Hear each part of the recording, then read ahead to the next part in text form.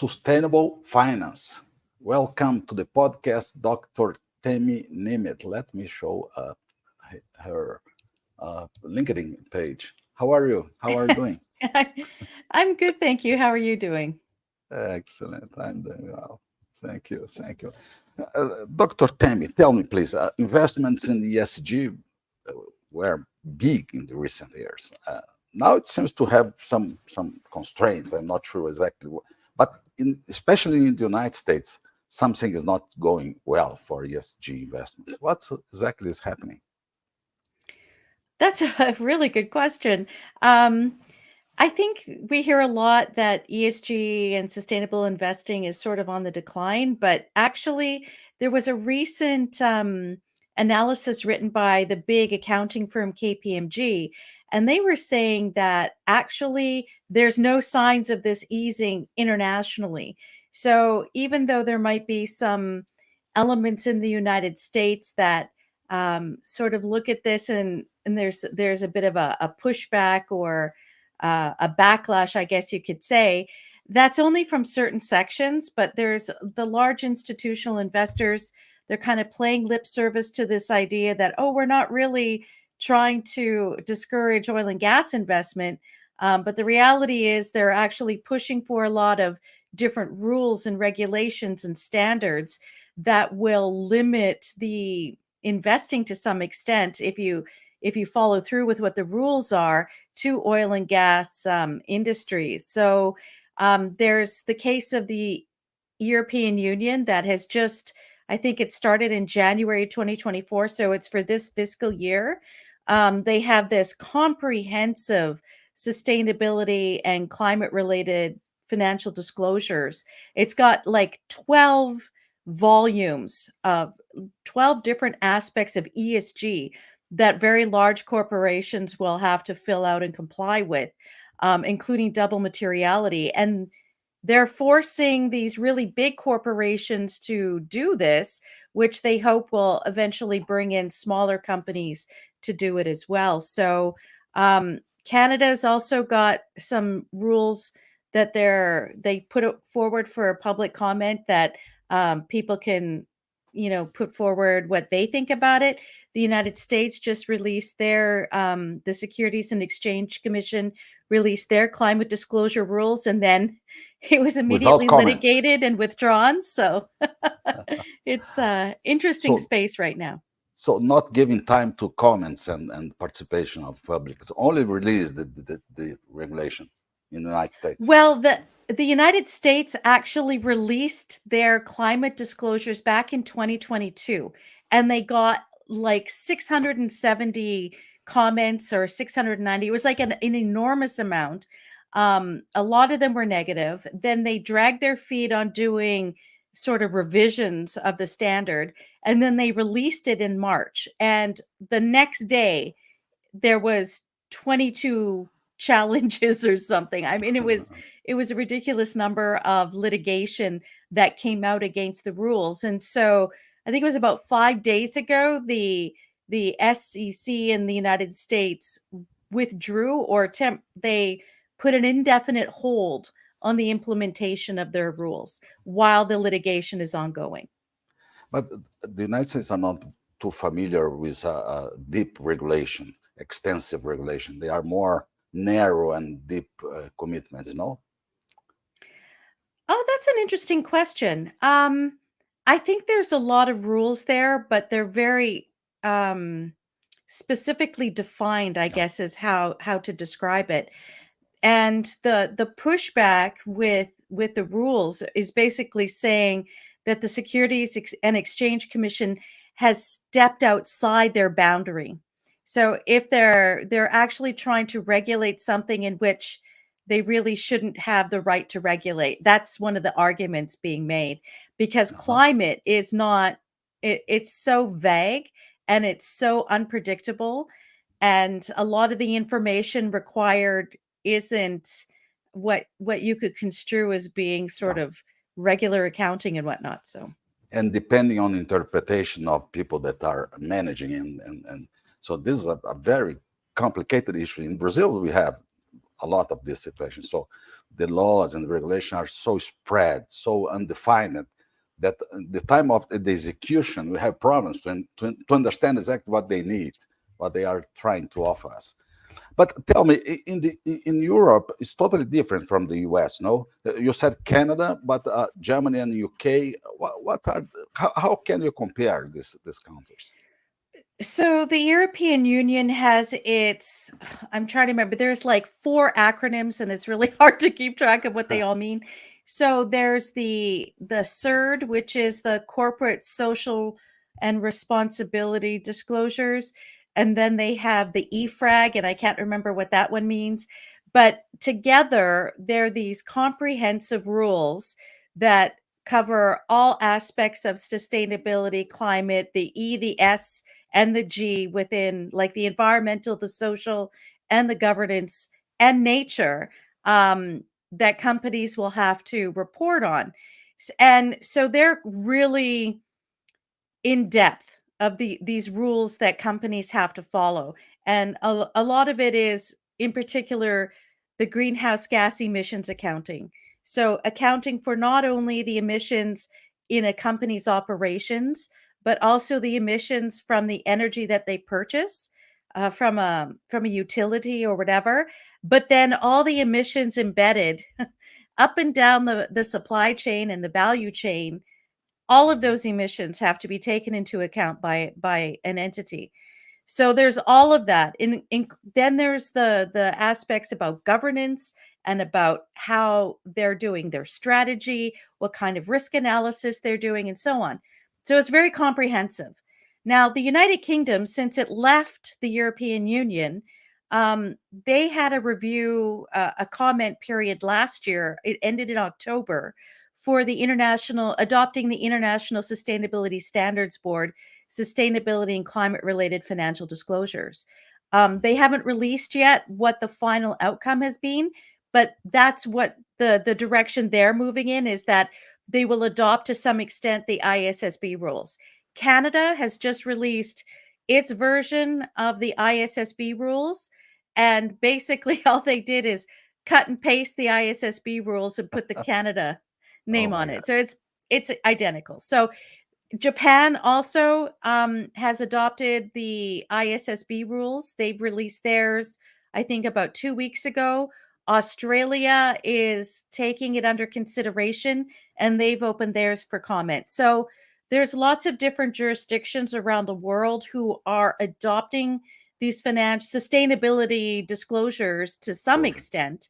And of course, the US has introduced theirs and withdrawn while it goes under under Yeah. court, the Right. courts to decide whether or not they can do that. Oh, but if I could just add, also in the United States, California, separate states are Another also country. introducing. Right. So Cali- California, which might as well be another country, right?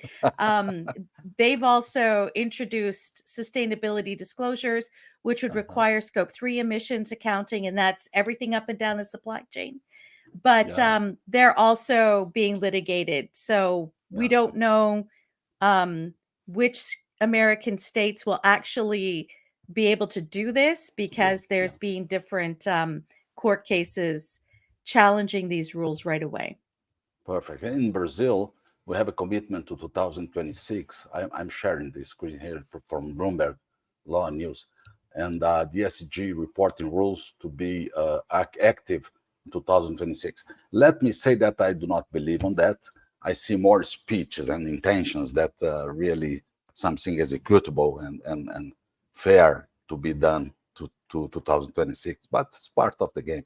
But tell me, looking at the world as a whole, regulations are forcing companies to reduce emissions, CO2 emissions, other methane emissions. So, what's the base, the scientific base for that?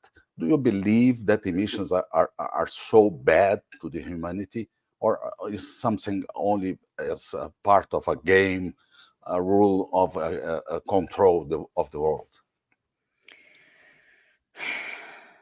That's an interesting question. So if if I could introduce a paper that was written by an American law professor where he was talking about the American rules and what's behind it. Now, I put this on my LinkedIn, so if people want to take a look, they can.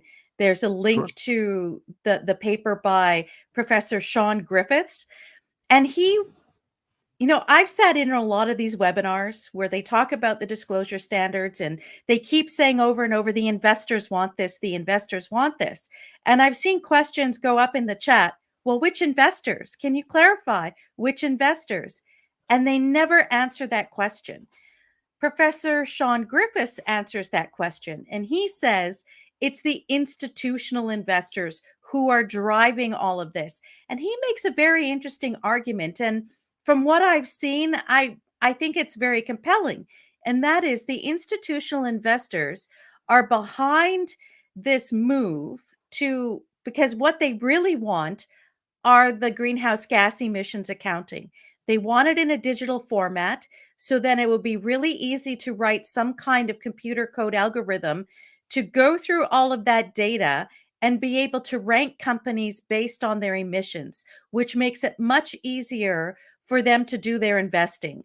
And it's free because they're forcing all the companies to report in this way through the standard setters. Whereas if the institutional investors approach those companies and ask for that information and had to go through and try to dig through different things in order to obtain it, Professor Griffiths argues that's really expensive and they didn't want to have to pay for it. And this makes it much easier for the institutional investors in order to rank companies in that way.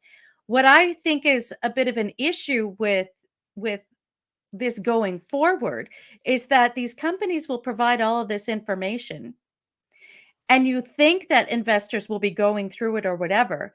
But I think what will happen is that you'll get the ESG rankers and raters who will create a score and then based on and their methodologies are all different, which is why you get Tesla being ranked A in in by one ranker and an F in another.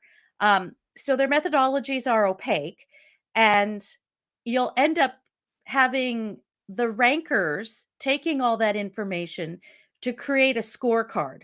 And then people will use those scorecards in order to determine what their investment decisions are.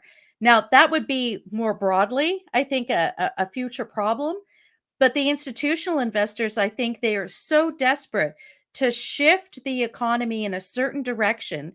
And, maybe some have already made those initial investments and need all of this boost in order to increase their returns. Maybe. I mean, that's an interesting argument. That could be. Maybe we'll see what happens in the next 5 or 10 years if that's actually the case. But in any event, what it does is shift the investment money to certain companies um, that aren't necessarily based on whether or not they're a financial risk or not. It becomes if they're an emissions risk. And what are the real obstacles that could have in this situation? You mentioned money, investments. Of course, someone should pay this transformation. But what are other obstacles that we have? I mean, people, humans, do they understand clearly what are the intentions of this transformation? I don't know. I think there's certain maybe the institutional investors that support the energy transition the way it's being conceived by the G7 and the OECD. Uh, because they're getting this sort of feedback from these governments that we've made these commitments to the Paris Agreement or whatever, and companies and banks have made commitments to the Glasgow Financial Alliance for Net Zero, but they need help in achieving those commitments. It's sort of the arm twisting. It's like being on a diet and seeing that temptation for all this other stuff, and they need someone to keep them on their diet. That's one analogy. I don't know if it's a particularly good one, but it's like they've made these promises that they're under no obligation to keep. But the countries are saying we really need to go in this direction, and we'll have to create some rules in order for you to continue in that direction. Even because the sad part of it, I think, is a lot of the different companies and investments out there that support the energy transition. I don't know how profitable they are when they have to compete with in the real world with things like oil and gas and coal. And if Yeah. you can't compete with that, what do you have to do? Then it's like the game is being rigged in one direction. And if I can give a sports analogy, the Mm. rule setters, the standard setters, they're really meant to operate like a referee in a game. And they're supposed to Mm. uphold the rules of the game. And the rules are supposed to be fair for all sides in the game. But the game is being rigged in one way, and the standard setters are acting like referees that are tilting the match. When a ref makes a bad call and everyone's screaming like, "What are you doing?" Because they're maybe trying to help one team over another. And to me, that isn't what the standard setters ought to be doing. But yet that seems to be what these rules seem to indicate, that they're tilting the game in one direction, and they're going to benefit one side over another, instead of it being a sort of which company is most profitable that can exist without subsidy, which company is run properly and will be, get a return on investment. And I don't see that these rules are going to help do that. Yeah. But I'm not sure that you agree with me. But for the United States, do not applying a strong and deep regulation for ESG is a competitive advantage compared to other countries that are applying this. Do you agree with me? Do you get it? Absolutely. Absolutely. And this is so Justin Trudeau's dad, Pierre Trudeau, had a little saying where being so close to the United States is like sleeping with an elephant, because Canada's small and, economically and population wise Yeah. compared to the United States. And when that elephant rolls over, it can squish you. And Canada's largest trading partner is the United States. 76% of our export trade goes to the United States. If Canadian companies are saddled with all of these new rules, then it puts the American companies at a competitive advantage with the trade. And then the second aspect is, if we're trying to export, but we have to ask for all of this data along the supply chain, such as the Scope 3 emissions. I've heard from some companies where they've been asking around to their American trading partners if they would provide that information. And they've said no, they won't do it. They would rather trade with somebody else. They'll find another supplier if it means that, because they don't want to have to provide that information. So, one, it can cause Canadian companies to lose their um, companies that they deal with. And second of all, it creates this whole new layer of expense, especially for small, medium enterprises, that their American competitors don't have to Exactly. comply with. And then, if I could also add, in the United Kingdom, there's the big corporation Shell. And Shell had recently moved its head office from the Netherlands to London. And now the CEO has said that they're actively considering moving the headquarters once again out of London, because they're bringing in these rules, to the United States. Wow. Wow, impressive. Because right? I mean, that's a really big deal. Now, some people have said it's unlikely Shell will do that because it might look bad that this will be the second move in how many years. Yeah. Maybe it shows that the CEO and the management isn't doing a proper job. But if it comes down to having to comply with all of these disclosures, which will basically make it difficult to get investment and get banking, then what's the alternative but to go to a jurisdiction where you won't have to do all of these things? comparing the United States with other countries and the different requirements in this regulation, we could compare to rich countries and poor countries at the same time, wealthy countries and poor countries, because poor countries do not have money enough to apply for this purpose now. So how do you see poor countries in this equation? And Brazil we could include in this situation. Well, that's a that's a good question because Nigeria has really been pushing forward in doing these standards. They were the first country to say they would Oh, implement the ISSB standards. And part of it is because one of the members of the International Sustainability Standards Board is from Nigeria. And she has been working extremely hard to convince the Nigerians to adopt the standards, which they have. So, what will that mean for Nigerian companies? Will this be a difficult thing for them to do? How will this be? How will the information be certified by a third party? How will that work? What are the costs? I don't know. When it comes to Brazil, which is, uh, a fairly prosperous but still developing country, yeah. does this get them access to more investment from the European Union? Probably. Um, but in the end, is that investment worth the expense of having to comply with all these rules? I don't know. I think we're in the early days here of implementing these standards, and will it end up being like the EV rollouts where once people start having to do this, they realize, "Oh my gosh, this is crazy. We can't afford it." I don't know.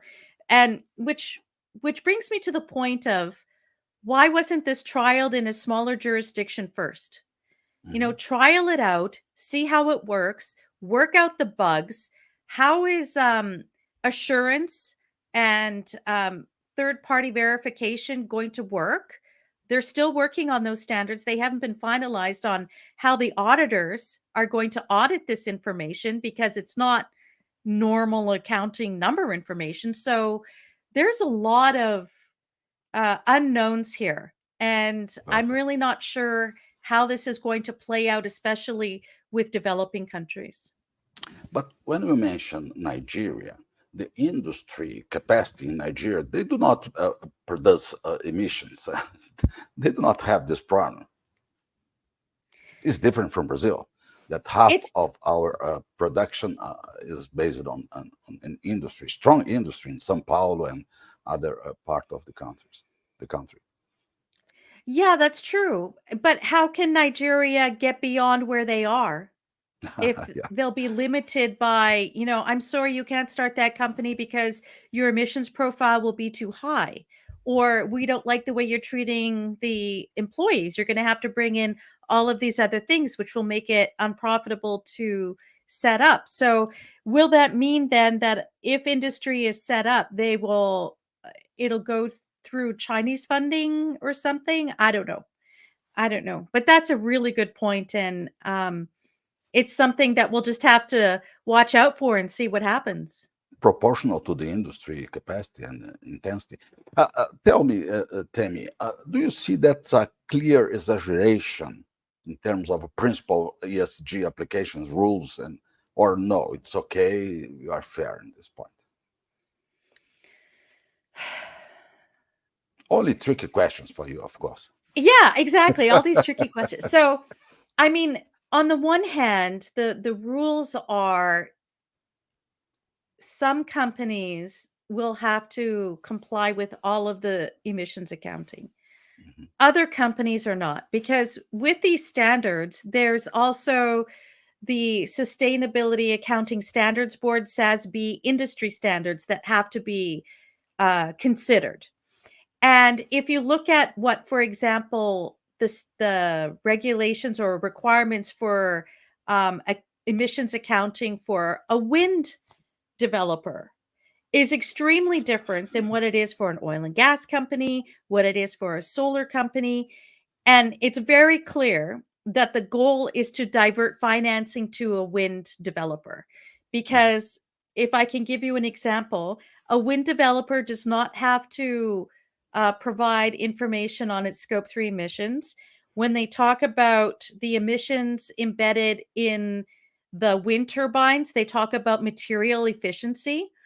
And it doesn't include it, it specifically excludes the concrete base Mhm. and the moving of the turbines from the place where they're produced to where they will be set up. So it's like the aspects that have the most emissions in them are exempt from being accounted for wind developers. But an oil and gas exploration and development company, an E&P company, they Mhm. have to account for the emissions embedded in their reserves, Mhm. in addition to all of the other stuff. Yeah. And that counts as their absolute emissions. So when a company's looking to invest, they're going to look at what the emissions profile is of a wind developer or a wind project, and it'll be like, wow, that's really low. Then they'll look at an oil and gas company that has to account for the emissions Yeah. embedded in their reserves, and they'll go, oh my gosh, it'll destroy the world. So where's that money going to go? If Yeah. you're ticking boxes, it'll go to that wind developer. And E&P from oil companies, from the reservoirs to making lift of the oil and gas, and so we have emissions of CO2 in the ships moving from the platforms to earth, to land, refineries, processes, and the consumption from end users, vehicles. So we have a lot of emissions points in the industry. But let me ask you something that's very curious for me. Larry Fink and other similar guys, important guys, Larry Fink from BlackRock, stopped to talk about ESG. It's like a shame to talk about ESG. He stopped, gave up to talk about this. What's the real reason for that? That's a good question. So he talked about changing the name of it. So he doesn't want to refer to it as ESG anymore because it's got a bad name and because it's being used in litigation.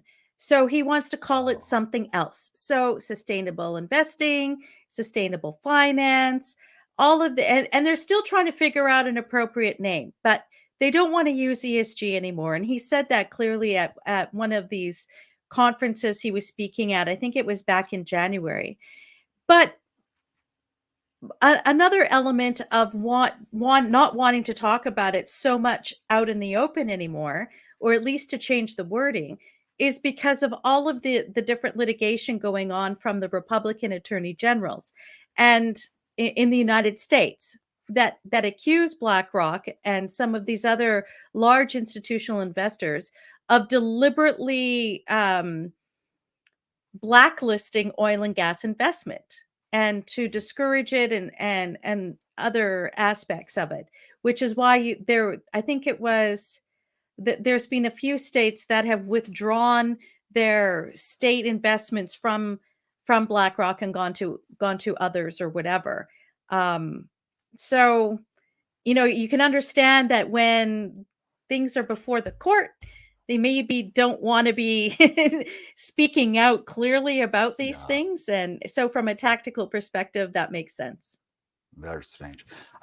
Tell me, we need a lot of investment in terms of ESG if these things go ahead. And where this money come from? Who will pay for that?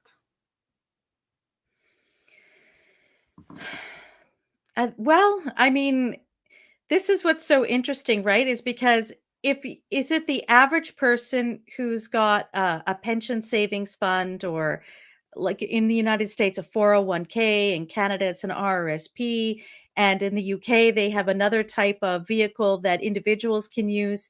Or is it these larger institutional investors who want to shift that money? And I think that it's the large institutional investors who want to shift that money. I agree with Professor Griffiths on that. So the individual, do they care what the emissions profile is of a stock or in their RSP bundle or in the portfolio? I don't know. I think there are a few who are more ideologically motivated and care about that kind of thing, but let them do their own research and figure that out. Why do you need to have a standard brought in that isn't applied equally and fairly across different entities or industries. And why do you need to create this sort of a standard that's based on a lot of vagueness? I mean, in looking through the sustainability and the climate related financial disclosures as articulated by the International Sustainability Standards Board, or the Canadian version, which is the same thing, there's a lot of vague language in there, and it's supposed to be on par with the financial disclosures, which has a lot of sort of legal implications. So there's a lot of things that are unpredictable. They want companies to make predictions about future weather, future government policy on the short, medium, long term. And so it's very easy, I think, for litigation to happen. Um, that there's certain motivated groups who will go after companies for saying, well, you didn't take this into account. We know after the fact now that maybe you should have taken this into account, and therefore you've misled investors, which is a very real possibility. I would not put anything over some of these activist litigators out there. So, Like threats, like threats.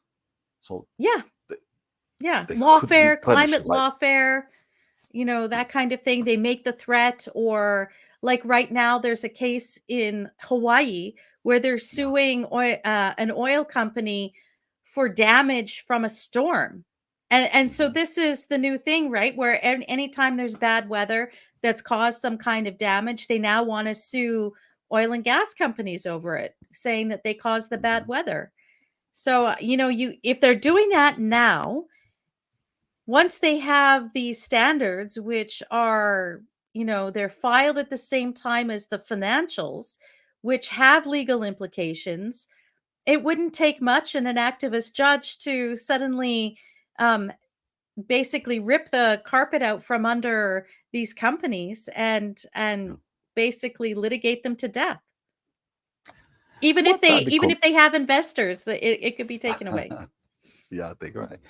What are the commitments of oil companies in this case?